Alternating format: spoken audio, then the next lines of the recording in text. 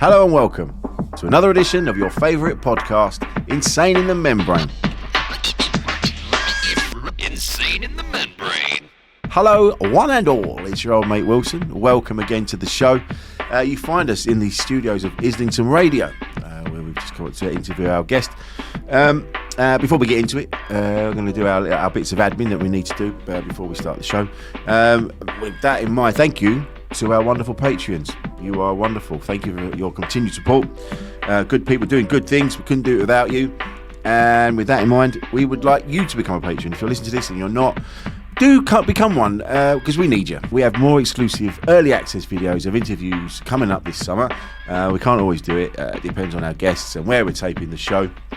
But to become a patron, go to patreon.com/Membrane Podcast or through the Linktree link in the podcast description, and it's all on our social media stuff. So on my Instagram, there's a Linktree link there. You'll see that in the bio.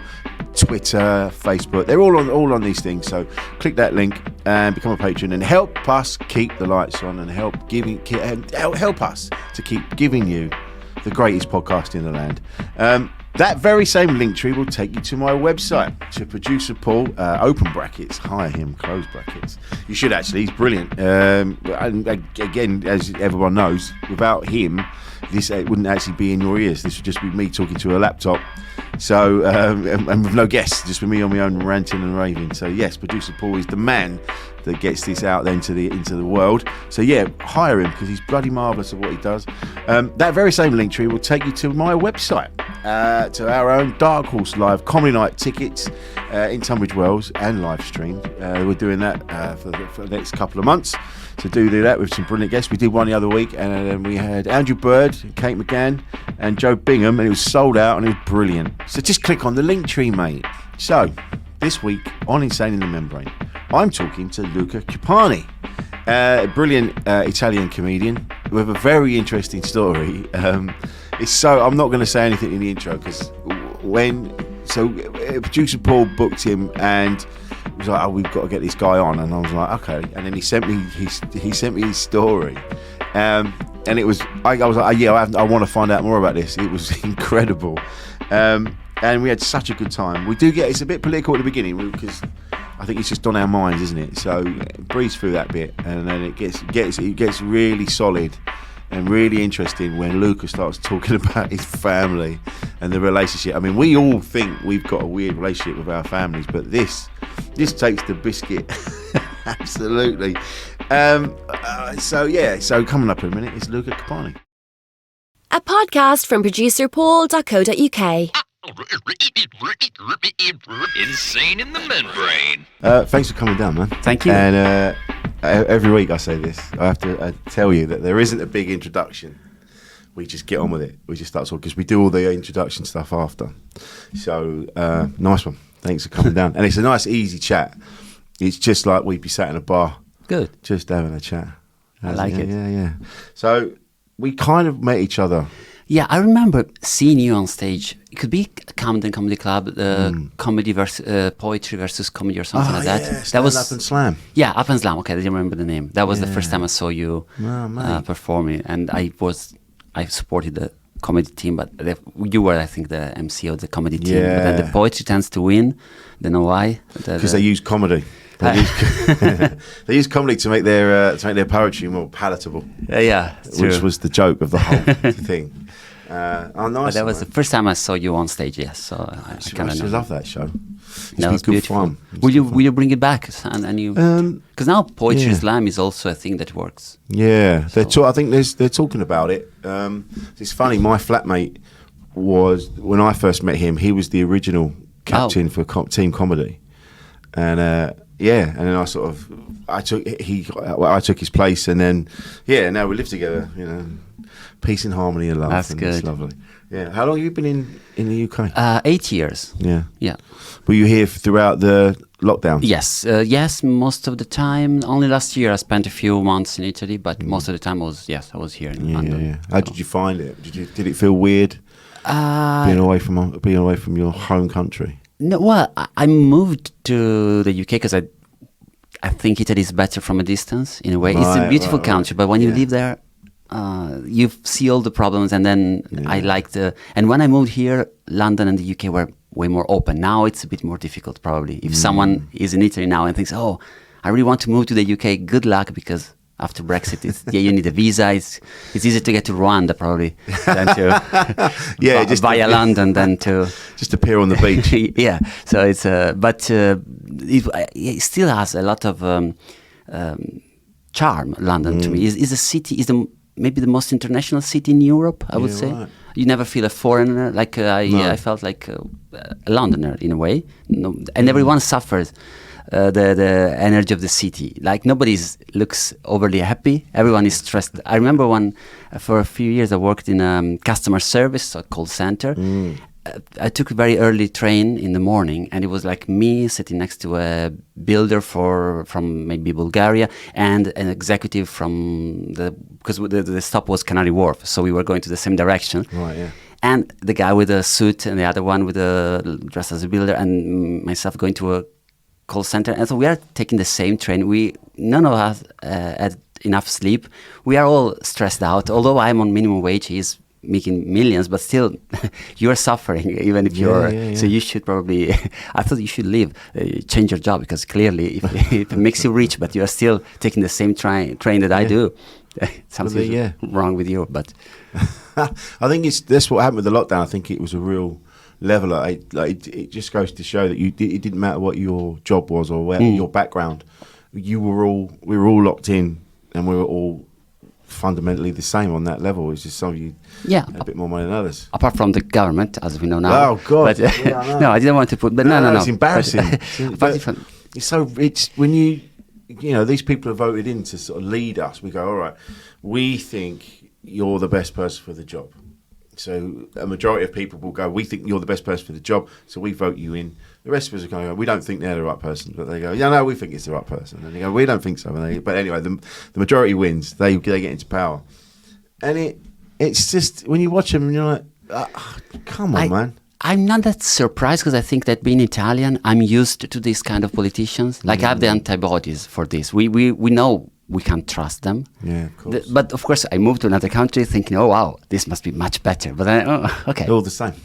It's getting more Italian than I expect. I'm too much Italian in my opinion. But I hope that they will change at some point. But it's wonderful because it's clearly indefensible. But people try their best to defend him. It's almost funny if we are not in the same situation. Like, it would be funny from a distance in this case. Yeah. It's funny that I think what happens is because everyone's piling on going, if you vote Tory, then you're a scum. If you vote Tory, so people that do vote for Tories, and instead of maybe seeing the faults of the government, they're kind of ignoring that, and they're going, "Look, you're calling me shit, right? Well, I'm going to vote for him again, just to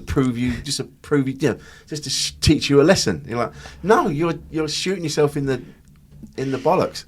There's a famous scam they do in some cities in Italy. In the station service on the highway, they try to sell you a new iPhone, which is clearly not new. So they're very clever. So if you accept, it's probably stolen. So you already are on the wrong side, because you shouldn't get a cheap iPhone. But you gave him maybe €100, and they show you the phone and it's perfectly functioning. But then they switch it the moment you give the money, and in the box there's a brick. Yes. So now I think probably someone just bought a brick and tries to make a phone call with this. Like, say, okay, let's make, rather than admitting I've been conned, they say, oh no, it's beautiful. The new iPhone looks like a brick.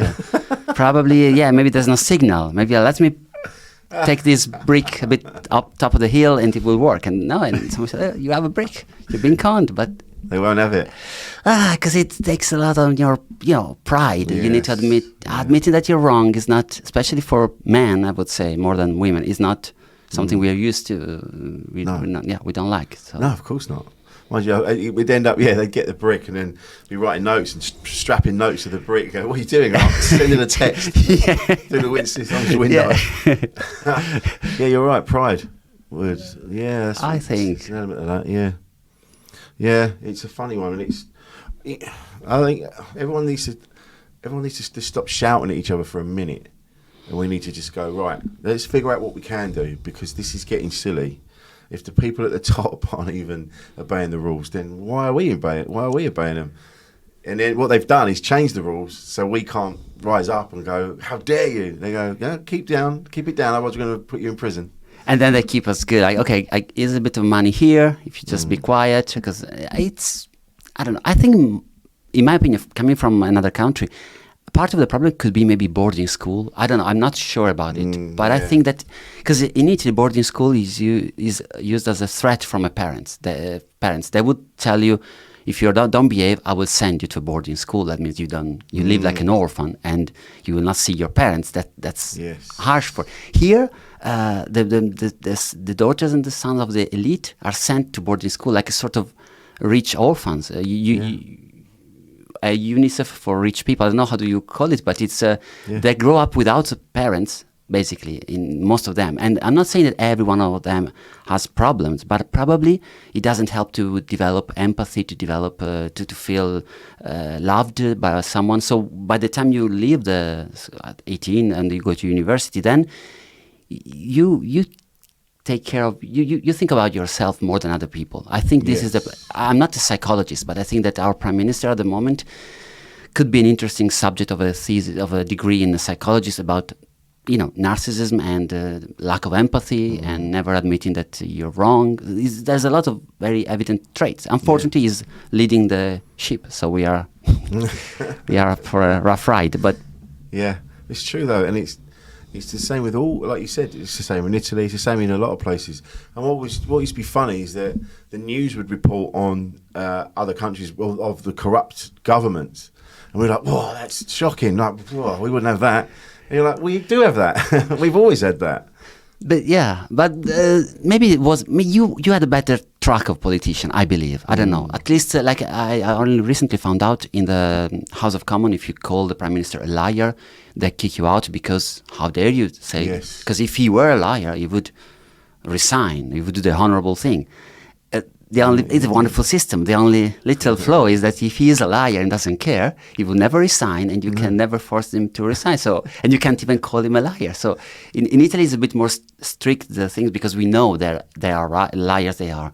There was in the past when I think that the year when I left, a lot of members of parliament in Italy, they had a conviction for crimes, serious crimes. They were just, the worst people you could be around. So, and they were in the parliament. So yeah. Well, your prime minister or president was Berlusconi. Yeah. Oh yeah. I mean, that guy is just he's living like a rock star. Yes, well, you can eventually, like Al Capone. I think he went down for a sort of tax fraud or something, but he always had some strange relationship with the people that were close to mafia, and he had no secret about it. And it is rumored, I don't know if it's true, but when he was prime minister, apparently Vladimir Putin gave him as a gift a 4-poster bed. Right. This is rumored. I don't know if it's sure, but honestly, like a 4-poster bed? It's not the kind of official present you give to the president to the prime minister of a nation you respect. Like, what is it was obviously a joke. Yeah, but now he's always in bed with women. Yeah, and last year I think that Berlusconi, and this is sadly true, gave him as a present a duvet with a picture of him and Putin on this person. I don't know. So you see, when that's the level, you think, okay, we have a sort of an immune system in Italy. We know this is the level, so we know, okay.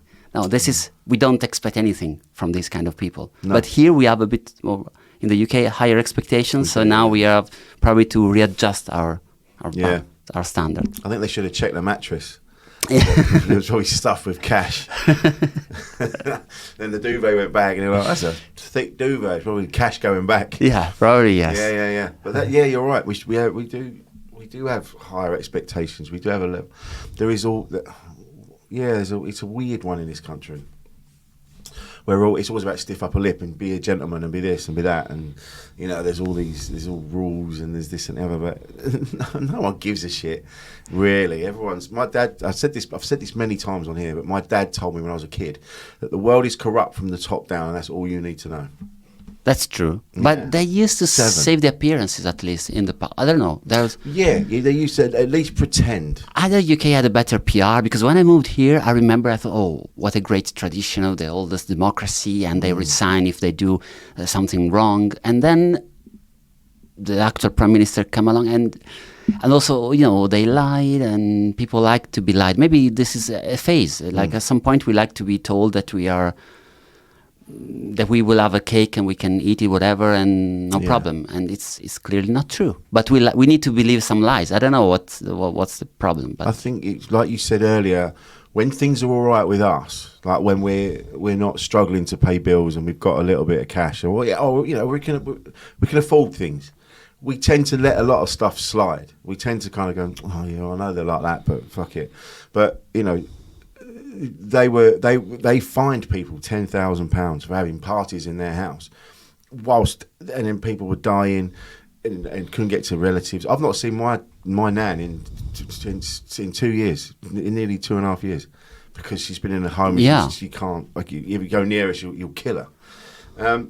And yet they've been lying all this time about parties, and then they get a fine of 50 quid. And you're like, am I missing something? It could have been worse. The prime minister could have visited the home care of your nan just for an photo opportunity and give them COVID and just kill them and leave. And sorry, I didn't have to wash my hand. So it could have been even worse. Yeah, I would have done her a favour. Yeah, it was a nice photo opportunity. Your nan looks very good on photo. So should I check myself? Make the test. I'm sure she will be fine. Yeah. Imagine. Mate. We're talking about family. Let's get onto that, because the wonderful producer Paul, he's really good at doing research. So he sent me across all the information for you today about your show that you've got coming out. Yes, you're taking to Edinburgh. In Edinburgh, yes. Yeah, and it's one of the most incredible things I've ever read. And I'm like, we're talking about this.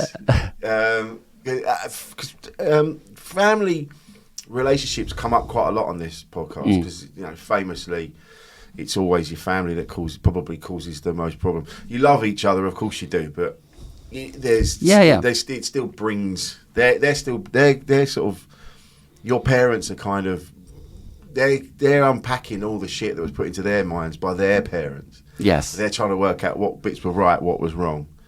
And then they do their best they can. They think they're doing for you, but then that turns out to be a bit fucked. And then you've got to unpack it so you don't give it to your kids, and so on and so on. There's a wonderful poem by Philip Larkin, I think is the verb that said, the first line is, they fuck you up, your mum and dad, and they might not want to, but they do. Something like this is wonderful. I remember the first line, they fuck you up, your mum and dad. I should have read it. I should have taught me this in the kindergarten. I should have learned as a nursery rhyme, something that we learn from very early stage, so we know that all of our problems are formed in the first 3-4 years of our lives, and then we have to deal with them forever. So at least we know, because our parents are very young in their job of parenting. When you're a kid, they've been parents for maybe 2-3 years, so they don't know exactly what to do. And by the time they learn, it's too late. That's why they say you become a better grandparent than a parent. It's like with my son, I've got 2 sons, grown up now, and every time I see him, I'm just riddled with guilt. I'm like, I should have been better. And I'm like, Dad, you were great. Yeah, there was probably bits that weren't great, but you weren't shit.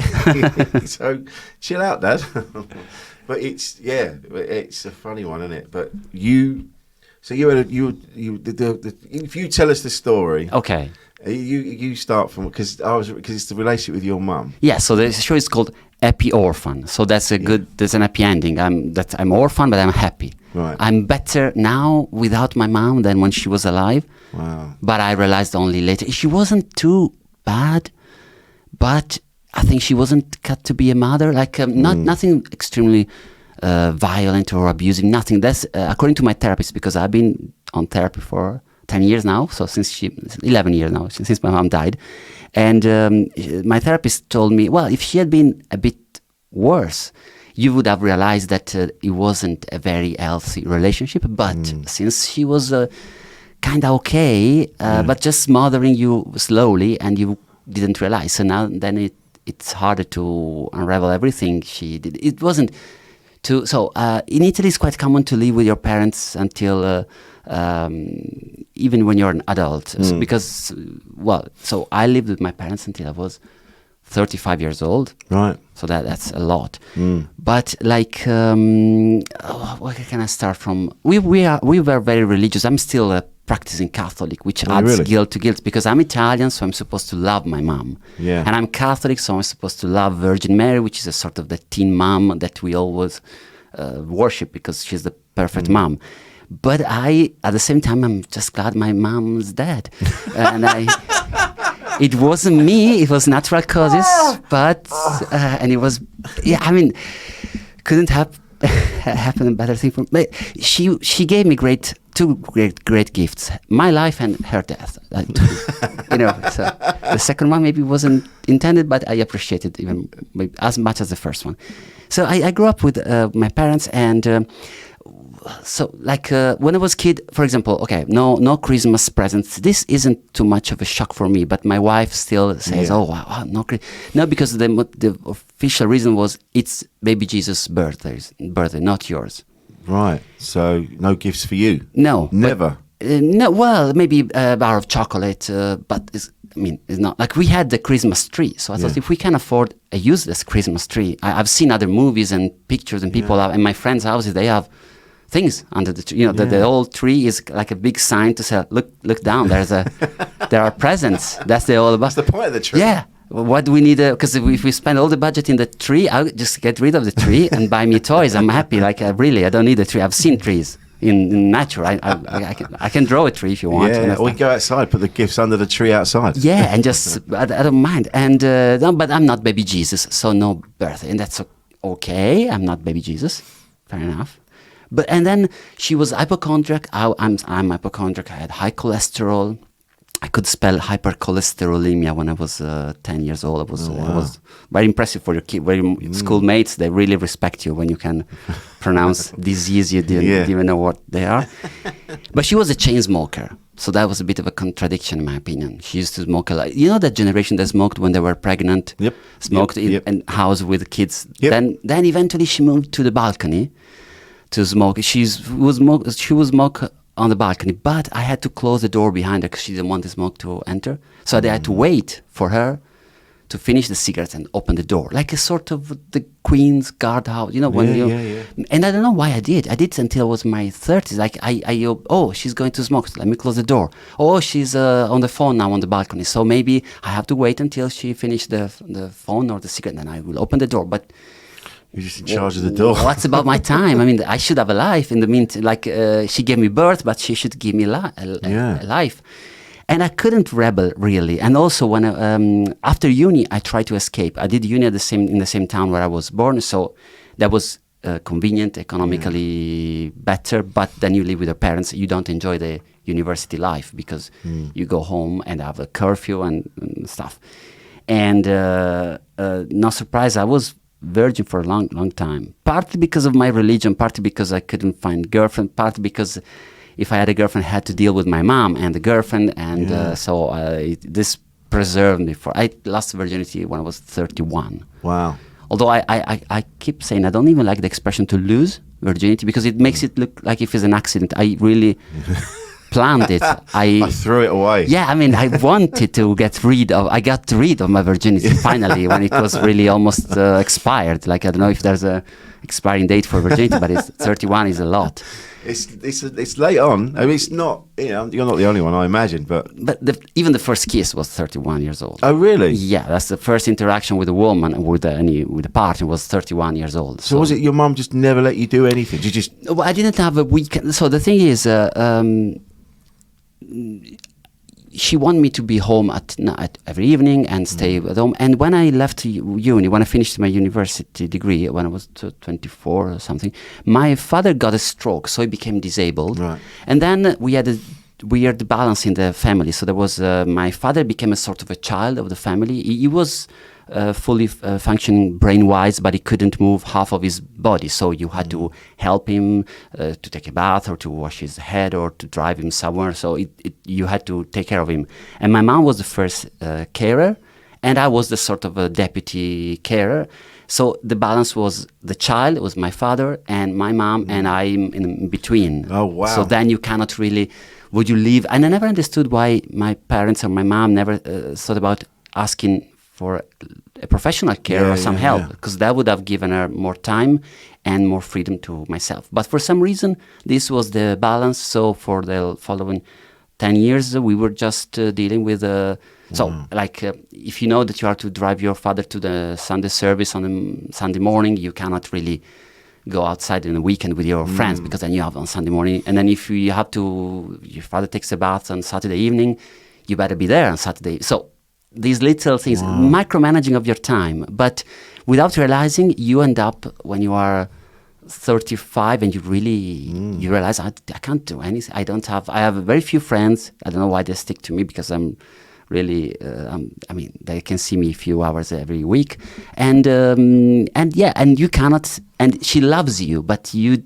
don't feel free to do anything. I didn't do sports because she said that sports might cause injury. Right, and then you can't help. Well, no, it is even when I was a kid, because there's another Italian thing. What I love of the British society, I see kids freely playing in the park, even if it's raining. In Italy, they guilt. If you get a cold, it's your fault, because you were playing, you were sweating, and now you got which is normal. So you get your immune system, and at some point you don't get any cold anymore, and you're happy. But in my family, that was, you had this because you've done that. Wow, guilt. And kind of a guilt. And then so you don't need to avoid. You get sunburn if you go outside, if there's a sun. You get, you might hurt your leg if you play football. So, it's true. Well, look at your friend, he had a cast in his arm. Yeah, but he looks happier with a broken arm than I look. But this is something I couldn't properly tell my mom. I never rationalized properly. So we went. It's incredible when your cage can be a comfort zone in a way. So you get adapted. I don't know if I think it's a common thing for people. We get adapted. You take a bit of freedom away day by day. You don't realize you grow into your own cage, but you feel kind of comfortable. Yeah. Although, of course, some part of you isn't. But you just go away, go along, and that's how it is. Yeah. So it wasn't any resentment. Not consciously. I don't think consciously it was. I was really, really submissive. We're like, yes, we'll do. Even when she. Also, I tried to escape a few more times, but it was. Hang on. Escape? No, escape. You tried to leave? I tried to leave my parents' house. No, I was free to go anytime. I was working, but as a freelance editor for a publisher, textbook publisher. But again, I remember this. I was good things when you are a freelance. You have a flexible schedule.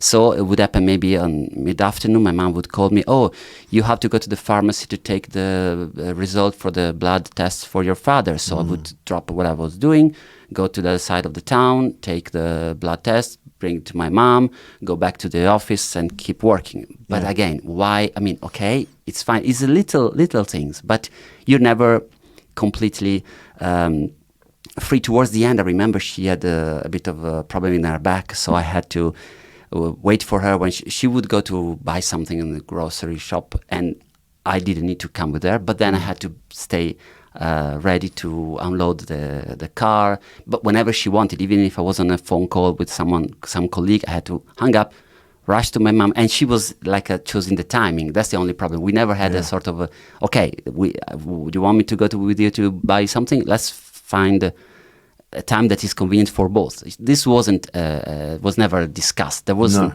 and I wasn't very good at showing that I was existing in a way. I was kind of disappearing.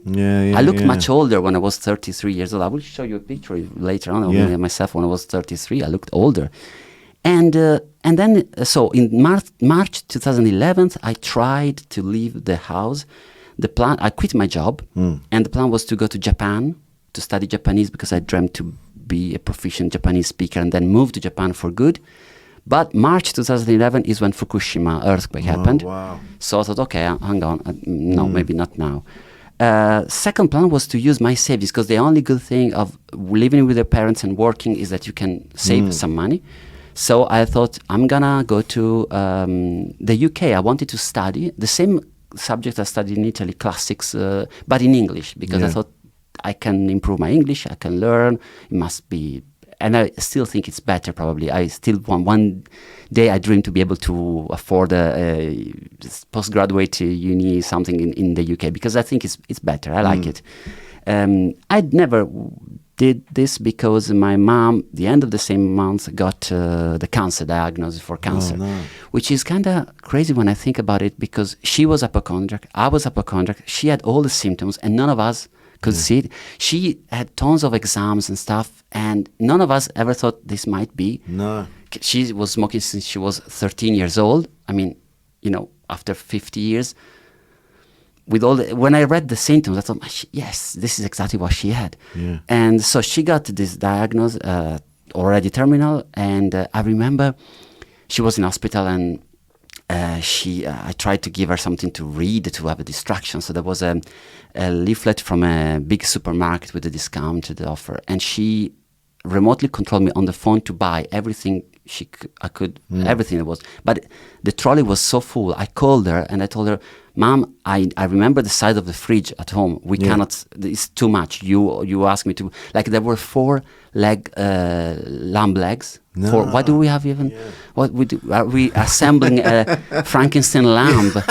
Just, to try to resuscitate him, maybe to see if it's, let's do some experiment with, just in case, let's take your mum's brain out. Yes, let's try to put me, I don't know, 4, well, how can we do?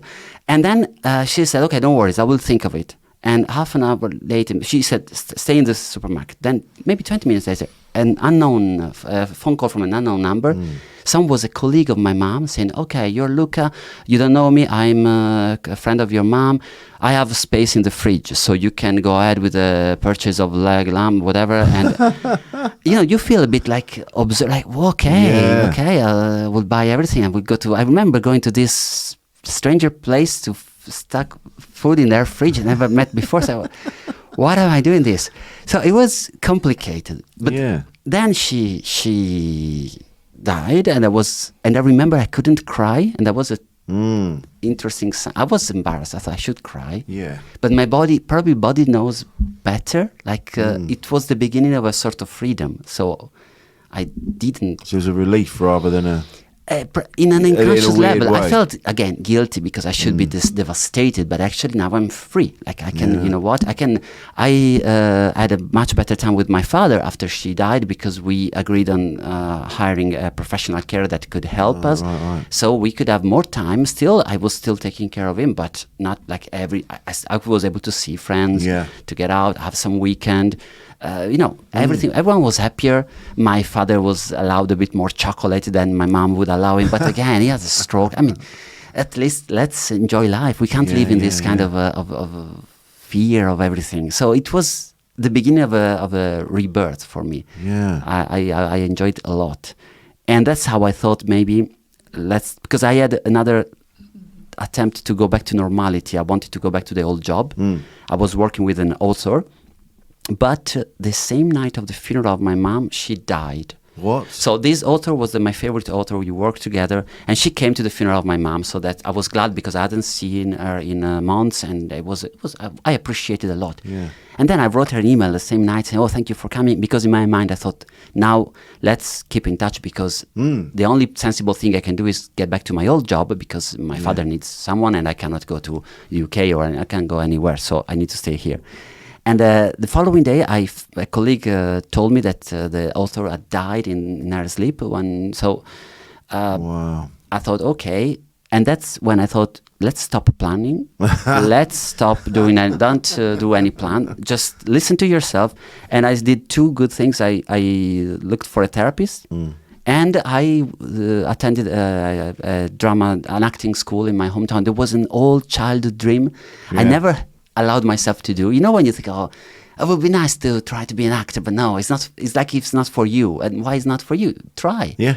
And so that was the best thing that could have happened to me, because I made new friends. I was a better person, happier, and eventually, following the dream of an acting career, I ended up in the UK, where I discovered comedy. So everything were perfect at the end. But it took me a long winding road to get there. Wow, man! But the moment you accept you need to listen to yourself, and you cannot plan. In my opinion, you cannot plan too much. No. We are not in control of. Honestly, we can't control anything. I had no idea. I took a bus to come here, but what if the bus driver was drunk or someone else was drunk? I mean, I cannot control anything. Yeah, you're right, man. You just don't know. Yeah. And it's true about trying to have more fun with your life. Because I'm really guilty of that. I'll end up laying on the bed for hours, just going, oh, why is this happening? Why is that happening? Why? And then getting bogged down in depression. And then you're like, just go and do the thing. Because before you know it, you won't be able to do the thing. And then you'll feel better. You know, it's just... But enjoy... What I learned from my father, I remember one day when my mom was dying, she was in a coma the last few days. So I was coming back from the hospital with my father, and in the hospital was a garden. They have these beautiful places for no reason, because, I mean, it's a very sad place, but with some corner of beauty. There was a tree with a lot of flowers. It was the end of May, so it was like 11 years ago, and beautiful moonlight, and those flower, I think it was lily, hyacinth or lily flower, white flower. Very, the smell was wonderful. And my father, limping because he couldn't walk very well, went all the way to the tree to smell it, to enjoy, to see the moon. And I told him, Dad, is like 9:30 p.m. We are a bit tired. Mom is dying up there. Tomorrow we are back to the same grinding, waiting for her to die. So do we really need to do this? And he said, this is wonderful. This is beautiful. And I thought, he's right. Yeah. This little moonlight over the tree is the only beautiful thing we got today. Why shouldn't we ignore? Like, it's the only thing. Sometimes you get more. Sometimes this is only you live an oncology ward, sort of hospice, and there's nothing more. You have no idea what happens tomorrow, and nothing good is ahead. But there's a good, beautiful little corner of nature. Why don't you enjoy it? Yeah. It's there for you at this point. So I thought, yeah. Why am I late for what? To be lost on my bed, staring at the sea. I can get, even if I'm a bit late, my ceiling won't complain. Oh, you're late. You used to stare at me for a solid 4 hours. Now, what are you being? Now you're staring at the moon. Yeah, and guess what? If you enjoy a bit of moon, then you maybe stare a bit less at the ceiling. In my experience. So I learned this lesson from my father. I still have it, because I thought this is since he had a stroke, he developed a wiser side of his personality. Okay. He learned how to appreciate things, little things, big things, and he was more relaxed about controlling stuff, because we can't control anything. So. Oh, mate. And so your mum passed away. Yes. And then you kind of had a moment to go, sort of look around and assess. I discovered life. I was happier. I allowed myself to do a bit more. Still struggling, because my therapist said I developed an inner mother. So I have the inner child, but I also have the inner mother who tells off the inner. so you still make yourself feel guilty. Yeah, like when you go to a cafe place and there's a nice, very pastry that you would really like it, but maybe I have high cholesterol, maybe not, I don't know. But why should I pay the same amount for a whole meal, empty, tasteless croissant, when I can have a custard one, which is probably would make me happier today? So I mean, why? So I heard the voice of my mom, but she was smoking. So I thought, you know what, can't be worse than a pack of cigarettes. I mean, might not be good for my cholesterol, but not as bad as cigarettes. So it's funny the importance that was put on cigarettes when we were kids. My mum smoked constantly, and indoors as well, and it was everywhere. And it wasn't until I left and I looked back and I'm like, I must have stunk. I must have smelled awful. Yeah. When I was at school. But then everyone smoked at school. Yeah, everyone. I think, and it's funny because people say to me, "So have you never smoked?" I'm like, "No, never." But I must have the demeanour of someone that did. It's because of my mum, I guess. Once I did an X-ray, and the doctor asked me, "Are you a smoker?" I said, "No." So now I'm worried because, but that was when I was still young and I was living with my mom. So I have the lungs of a smoker. Because you're in it. Yeah, and my mom, because you asked me if there was a bit of resentment. Towards the end, I think it came out. We had a bit of an argument at the very end. Like, once she said, yeah, I got lung cancer, but guess what? There's a type of lung cancer that can happen to those who never smoked.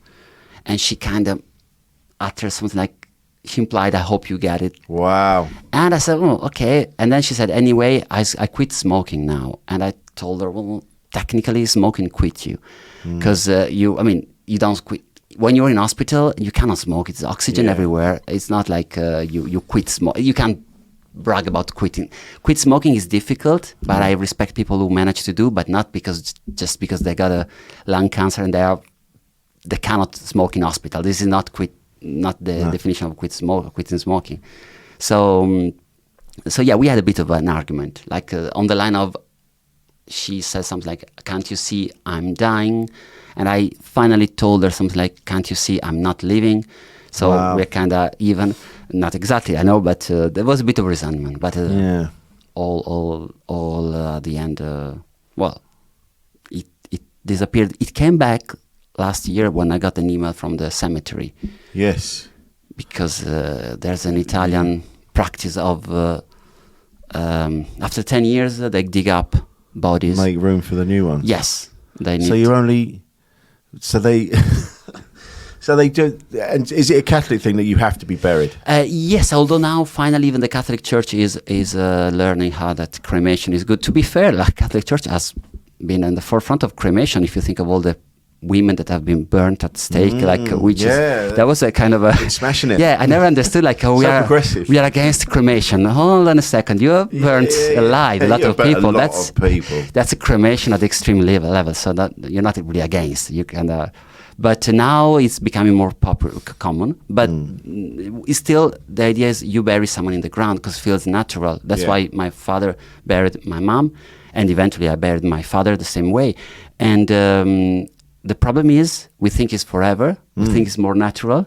It's only for 10 years in the cemetery of my hometown. Oh, wow. And then they dig it up, and then you have the choice either...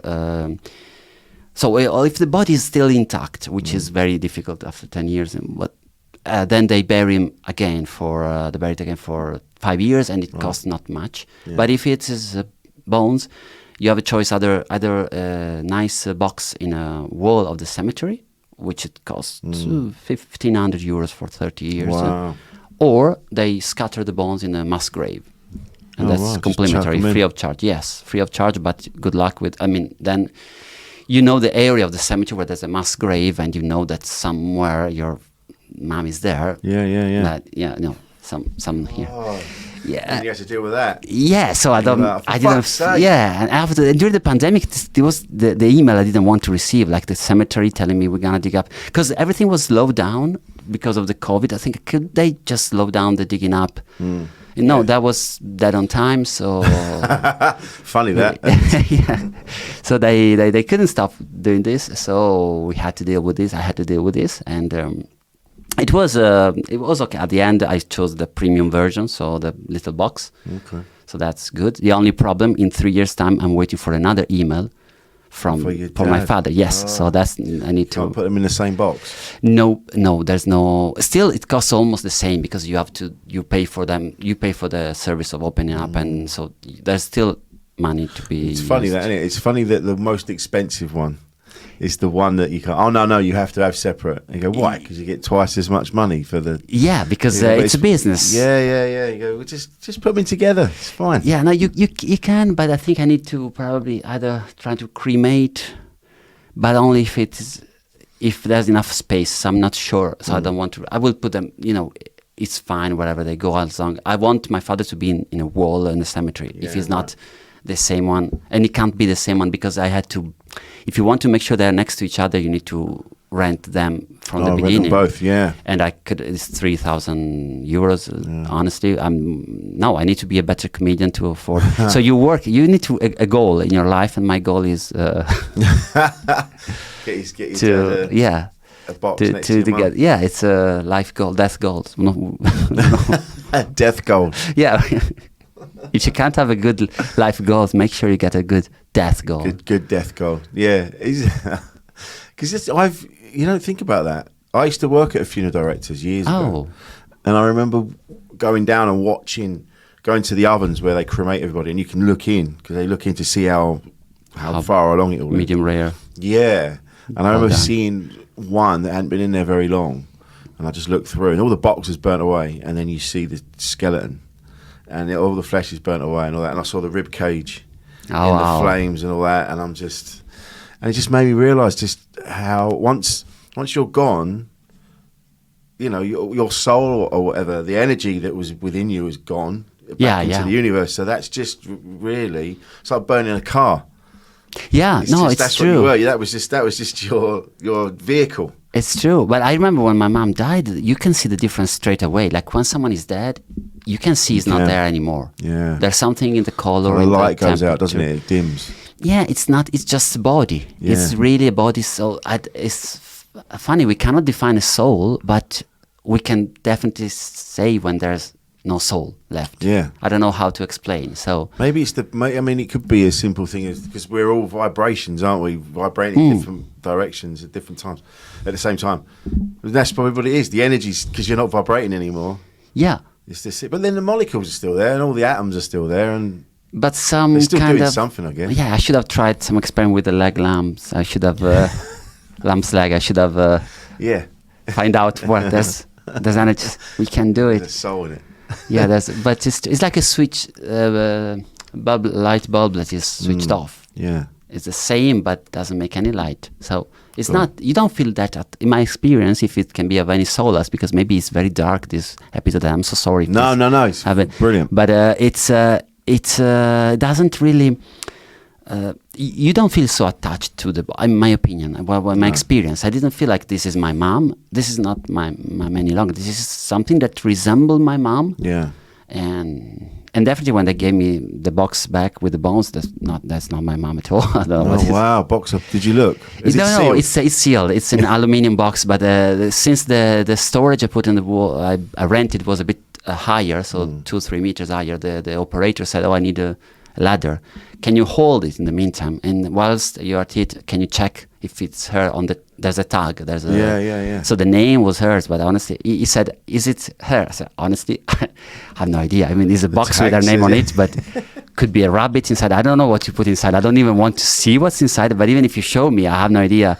I mean, I knew my mom very well, but I didn't know the skull that well. So And they probably would have, because I know that when there's been an accident or something, and they can't, when they shut the road and they have to clear everything.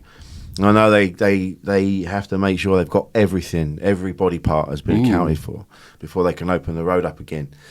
And I'm like, if it's been buried for 10 years, it's probably not. Isn't all in there. They're probably like that. They're probably count how many bones there are. No. It was very quick because they have an entire row of graves to dig up. So they took them maybe less than 10 minutes for each. Because I was there. They probably got a foot. I think they put the leg. big bones. Yeah. I'm that's it. Yeah, the main afraid they ones. might break the long leg, the femurs, because the box is not as. I mean, the femur is usually longer than. I don't know. I think so. If you walk in and you see, he's snapping it over his knee like a broom hand. That you could see some of this. I saw some of this movement. Could be like they were very discreet, but I think they did something like this. They fill up this bean bag at the beginning. The first stage is a sort of plastic bag. And since I asked to retrieve the wedding ring because my father buried her with the wedding rings because he didn't think through it. So no, it's just for 10. We really didn't know it was just for 10 years, and then we have to do the whole thing over again. Or maybe in our mind, 10 years looked like an eternity, which is not. So they had to look for the ring, and I said, "Oh, we found it. It took us a while. It was in a rib." So I guess it's moved somewhere. I don't know, whatever they it's moved. I think they took, unless my father married her by piercing a ring on her rib, but that would be really. That's it, because that's the thing in it that I remember someone telling me that when I was a kid, we went on a school trip to a church, the local church, and the vicar was showing us around in the graveyard, and he said because the ground moves all the time because of all the plates and everything, the bodies aren't actually directly underneath where you buried them. They've all shifted. So they probably all shifted down. Yeah, together. they moved. They do something. Yeah. But it's in a way it helps you to reconcile with the idea of death, because we are so attached to people and things, and it becomes like, oh, I need to visit the same tombstone over and over. Well, no, because it's you can, but at the end we need to find a way to have a closure to say Yeah. goodbye to the people we love, to forgive them if we think they did some mistakes, to forgive ourselves for not loving them. Maybe we will do our best. Yeah. I consider myself a happy orphan. Like I'm happy. I think she meant well, but she made a few mistakes, Got it wrong. if I see her again, I will probably tell her, well, okay, we have to. In hindsight, we could have done a better job together, but it's all good. It's funny that when like we're talking about dying, and my dad was talking about inheritance a little while ago, and he said we were talking because my sister goes there, and she's always talking about. Well, I'm going to have that, and I'm going to have that, and I'm like joke, like sort of half joking, and I'm like, look, you can have it all. You can have it all. I'd rather mum and dad were here. Oh yeah, and not have. I don't care about their stuff, and then my dad was saying, talking about inheritance, and he just said, I will do all I can to make sure that I strap my money to me. And I'm buried with it. Well, that's true, but they never should be allowed to spend as much as they can. It's their money at the end. I don't know, it's their life. I don't think they should. It's weird when we look at someone and say, oh, nice house you got, nanny, granny, that's nice. Because it's there. It's their life, whatever. But it's good. I don't know. I'm just happy now. I was more close to my father. So when he died, I was I was proper sad. But then a few months later, I dreamt of him. And it was like if we said goodbye to each other. And when I woke up, I was feeling much better. Wow. I don't know. It was a sort of a blessing. Because I dreamt him in his living room. And then I thought, halfway through the dream, you think, Dad, you should be dead. Just because we are having a nice chat. But I thought, hold on a second. I think you're dead. And he said, yeah. Okay, so it's just you saying goodbye. And he says something like, yes. And since then, I haven't dreamt of him anymore. But I woke up like with a sort of, I like to think, a blessing. Like it's done. Yeah. Whatever we left. Closure separate. almost. Yeah. Yeah. So we have one life and it's ours. So it's good. Again, you're very right. Families can be very important. But I think we need to take care of ourselves. Yes. And Definitely. most of all. Yeah. And then if we are happier, not happy in a stupid way, like like happy on drugs or on morphine. I don't feel pain. I don't feel yeah, you can stab me and I don't feel anything. This is not happiness. But if we are in peace, if we are going where we go, running our race, which can only be ours. Because another problem, as a comedians, we get this sometimes, at least I do it. You look at other comedians, I wish I could be there already. Yes. And then you realize, no, because everyone has their own path. We have no clue someone starts younger, someone later, someone will end up with a great career, someone will be known mainly by comedians, but loved by comedians. We had no idea what's our path. We just need to enjoy our races as long as we are happy. Yeah, rather right, than man. looking at other people.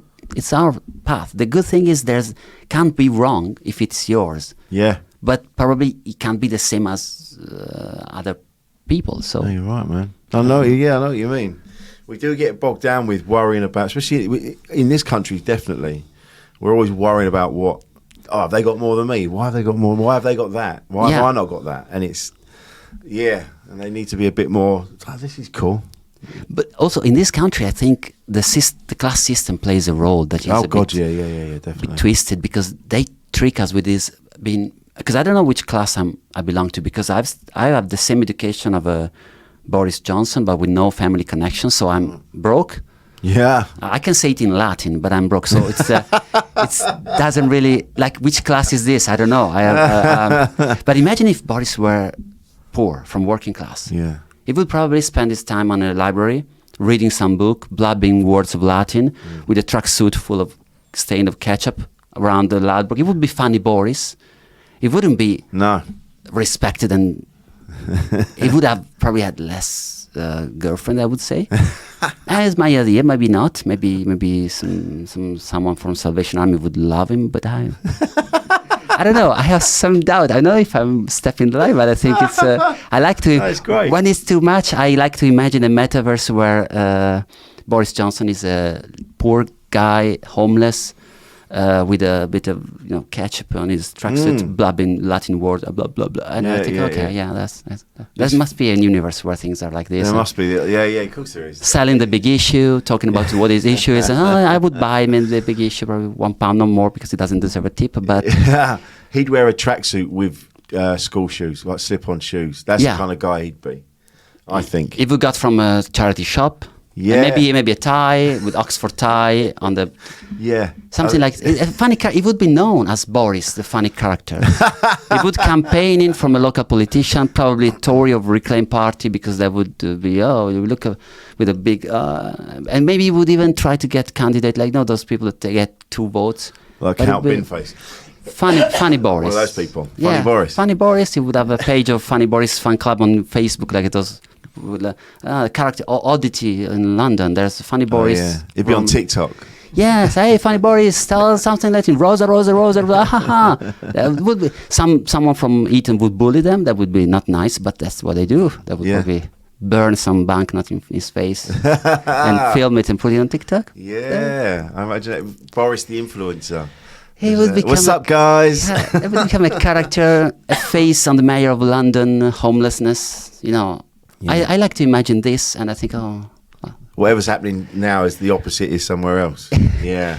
Even I fell for it at the beginning with Boris, because there was a likability about him because he was on our TV in 2006, and everyone was like, he's a lovable buffoon.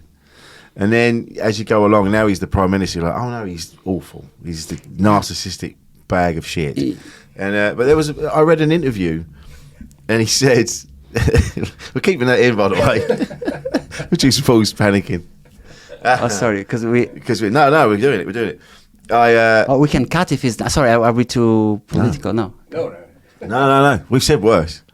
Absolutely. I remember reading an interview, and it was, I don't know if it was with, I can't remember who it was, but it was like, I think it was a music magazine. It was they were interviewing Boris Johnson, and then they met him outside the BBC. And as he was locking his bike up, he looked at the BBC building and said to the reporter, he goes, "Nest of paedophiles." It just really made me laugh. And then now you see me like, mate, you are not the one. But like, if you go to the NHS for the consult, you need to meet your surgeon, and there's funny buffon. Like a doctor who cannot even comb his hair, who cannot wear gloves properly, who cannot... maybe it's funny, but you don't want him to... You pray silently, okay, let's hope he's not the guy who has to operate me, because I might get sepsis from him, and he doesn't even wash his hands. With dirty hands and big red clown shoes. Yeah, sounds like, and touching and everything. So, maybe it's funny, maybe he flirts with the nurses, maybe he's a character. Oh, he's such a character. Yeah, can I have another doctor, please? Yeah. I'm sure he's so we wouldn't trust him with our own L's. No. But funnily enough, someone trusted him with the whole nation, so... Which is funny. It's a lesson. We learn. I'm not really... I don't want to sound too bitter or too political. No. It's just that it feels weird. The class system, I think that the only reason he's where he is because of his family connection and wealth. Because that's exactly it. The trick is when there are people... I don't know which class you belong to. I don't know if it's working class. I never understood exactly. Yeah. But even that you're working class, it's like, be proud of being... the way you are. It's kind of putting an invisible barrier. Like, don't even try to be outside your this is your class. They picture a class of this is a simplified version of a newspaper we call tabloid. This is the St. George flag you have to wave when there's a rugby match. This is your beer. Shout out loud. Make fun of us. We don't care, as long you don't get in the way of us ruling and ruling exactly. the country. Well, it is. And then they are sent to. They're all sent to Eton, which is, and then they are all groomed to be. They go, don't worry, you're going to be running the country anyway, so don't. Yeah, but they should be good at, and they're not. It's like because they're not. It isn't about them wanting to do that. It's literally about that group of people wanting to be in charge of it all, so they can keep making the money, keep having the money, and that's what it is. And then and then the working classes are kind of like, we're throwing crumbs off the turrets of the castle. So there you go. Oh, by the way, you got to pay for these crumbs. Yeah, we're upping the taxes. So it's like cunts. Sorry. It's like if an airline company selected the pilots only from certain family, no matter whether they can fly or not. Exactly. But the problem is, if you crash your own flight, you are the first to die as a pilot. Yeah. But they somehow, let's say, they are immune, They're at so the they back don't of the die. plane. They crash, but they never die. Their pilots are not even in the plane. Yeah. They're in traffic. They're in the control. lounge. They're in the first class, the business class lounge of the airport. Yeah. And the airplane, and they remote control the airplane, and they say, "Well, are you a good pilot?" No, but my father used to be, my grandfather used to be, and I had one great ancestor who was a good pilot, and that's why I'm here in the business lounge, remotely controlling your own flight. And I'm so sorry for you if you're gonna die, but They'd say, "Oh, the plane crashed." They go, "You shouldn't have been on it." yeah. Well, I had to go on it. I had to go to where I was going. You were the one in charge of the plane. You were the one that should have made sure that I got to where I was going. No, it's your fault. Yeah. You if you'd have arranged your life better, Yeah, you wouldn't have needed to be on that plane. Exactly. To go to that Why place. are not you sitting here? I love when they try to give advice on how to get more money or spend less. Have you ever tried to cook food? Don't oysters can be very expensive out of season. Why don't you stick to bread, water? Like a normal person. Yeah, bread and water. The swans in Hyde Park, they do magnificently with bread and water, and they can even fly. So I wonder why poor people cannot just follow from swans and have the same crumbles and live in the Serpentine and then just try to fly. Yeah. That would be nice. Well, they've even made it illegal. You can't even kill the swans and eat them because they belong to the Queen. Oh, really? Yeah, you can't. Probably because their meat is awful. Is it good meat? I don't know. I have no Swan, idea. I don't know. Didn't Elvis I think Elvis used to wipe his ass on swans' necks. Not in they weren't running around. I think they were dead.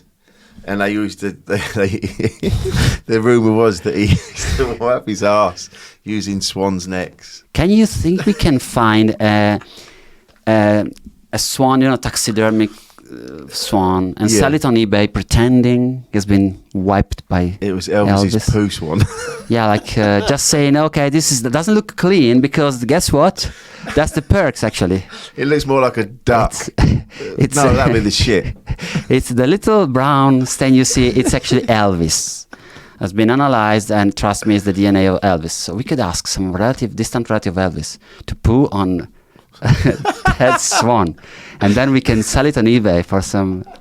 I'm sorry, The DNA will be in there somewhere, like a relative. Yeah, so they can do DNA. Say yes, looks like either the swan or someone.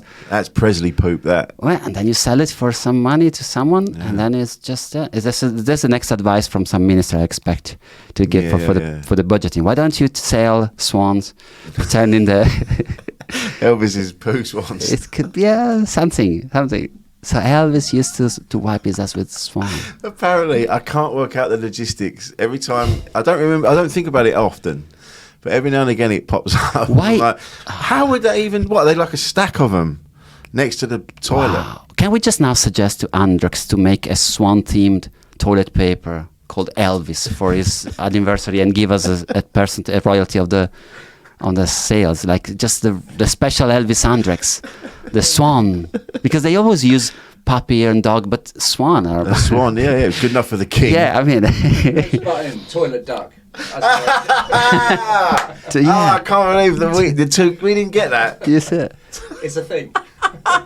That's perfect. And you were sitting there for ages. You're like, they're going to say it in a minute. Surely they're going to say it in a minute. We didn't. To clean just below your pelvis.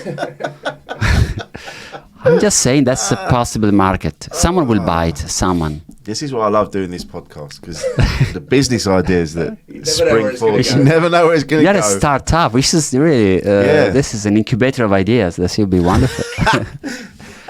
I expect the Andrex Swan themed Elvis. We're going to tag them in when we put this out. We're going to tag in the Presley estate and Andrex. And I think I would buy at least once a limited edition, of course, limited. Gold lined. Clean you tender, clean me tender, wipe me tender probably. Wipe me tender. That's good. Wipe me tender. Wipe me tender could be an entire song. We could have a Spotify playlist that goes with it. I hope that some marketing genius from Andrex listens to this and and give us because we need money. I need money because I have a dad coming out of the grave in 3 years, so I need to find him. You need to find weirdly. You need to find a room for your dad. He's already dead, but they will evict him, which is What did, so do they, if you don't do anything, what do they do? Oh, they took it away anyway because it's So it's going to go anyway. and it puts in the mass grave.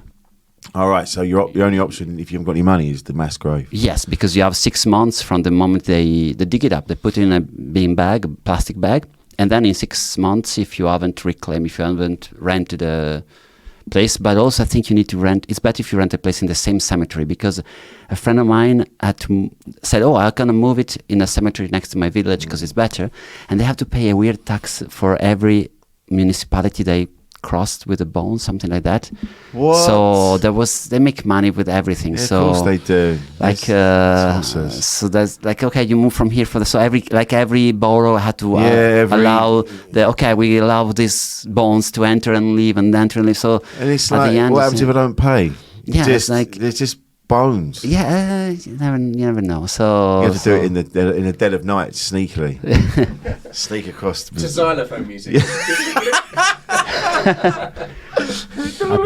Yeah, and I said we will not do the dig up if it rains. This is so Italian. I think, come on, you should only do on a rainy, possibly night when time. it's raining. Yeah, and maybe we'll do at night time. You should do only night time. Makes it a bit more dramatic. I want the full moon. I want the rain. I want the thunder. I want just makes it look like dodgy, because it is anyway. It's my money, so please, I wanted to do it in night time, like Frankenstein or Dracula. If I had that job, that's what I would want to do. Yeah, I'd do it at nighttime. night. You can kind of drink just whiskey. to freak people out who are walking home from the pub or late at night, and they just see you with a lamp. I would give people the things that stuck for the vampire, just in case. Oh yeah, we might have to put it in the heart if it's if it's non-dead. It might happen. So get ready. Or just stand there with a stake as they walk past. Or silver bullet, just in case it's a zombie. We get ready for this. It might be dramatic. I will shot in the head. They're already dead, so just to make sure. Make sure. Better safe than sorry. Luca, this has been amazing. I had so much fun. Thanks, man.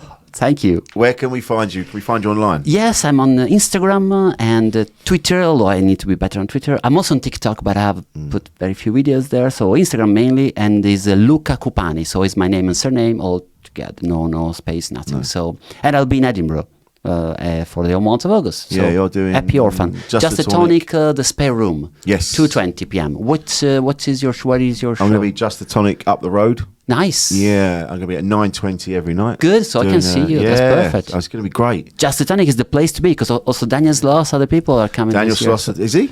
He's Just a Tonic, another admittedly bigger room than mine, but yeah. Brilliant. Yeah. Yeah, Vix Layton as well. She's doing Just a Tonic. We're doing all sorts. I would really say it's the best venue to visit in Edinburgh. So if you only have a limited choice of shows, please make sure you check the Just a Tonic shows. Just saying.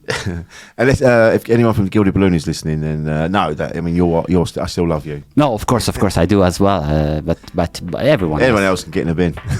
No, everyone. This year, I think Just a Tonic made the right choice. I think they did. But Gilded Balloon, it could be your turn next year. Yeah, absolutely. Let us know. Luca, thanks, mate. Thank you very much.